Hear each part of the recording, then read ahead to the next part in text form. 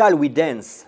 Shall We Dance avec Lambert Wilson et Suzanne Graham, qui sont derrière moi, et qui sont les vedettes de The King and I, Le Roi et moi, la comédie musicale présentée en cette fin de saison au Châtelet et qui est un véritable enchantement.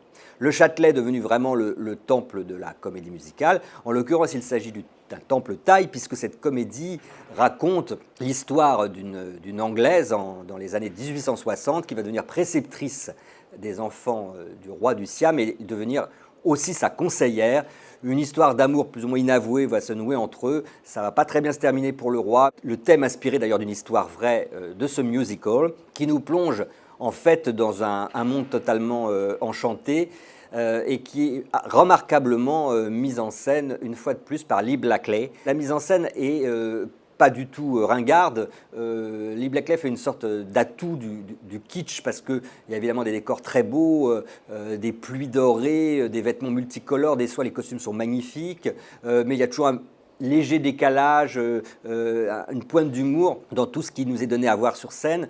Les personnages aussi sont marqués avec intelligence. Suzanne Graham et Lambert Wilson nous font presque oublier le couple vedette de Yul Brynner et Deborah Kerr, qui étaient les interprètes au cinéma en 1956 du Roi et moi. Autour d'eux, il y a des jeunes chanteurs formidables, il y a aussi des enfants, puisque évidemment Anna est censée enseigner l'anglais et les choses savantes aux enfants du roi et aussi aux favorites qui sont autour. Beaucoup de scènes qui sont des morceaux de bravoure, l'arrivée, la marche des enfants du Siam, l'arrivée des enfants qui sont présentés à Anna, c'est très charmant comme scène.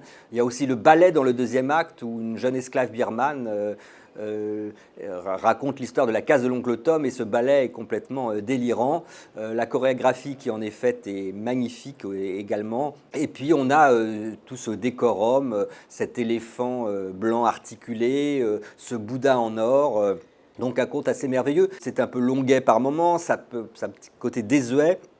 Mais on ne boude pas son plaisir parce que vraiment, d'abord, l'histoire prend un petit peu, encore une fois, de poids grâce à la mise en scène de Blackley et parce qu'on a des morceaux musicaux absolument charmants qu'on redécouvre. Je parlais de Shall We Dance, mais il y en a d'autres, il y en a bien d'autres. Musicalement, l'orchestre Pas de Loup est vraiment en pleine forme et la direction de James Hosm, très nerveuse et en même temps très élégante, qui couvre pas trop les airs, qui sait donner un peu de fou quand il en faut.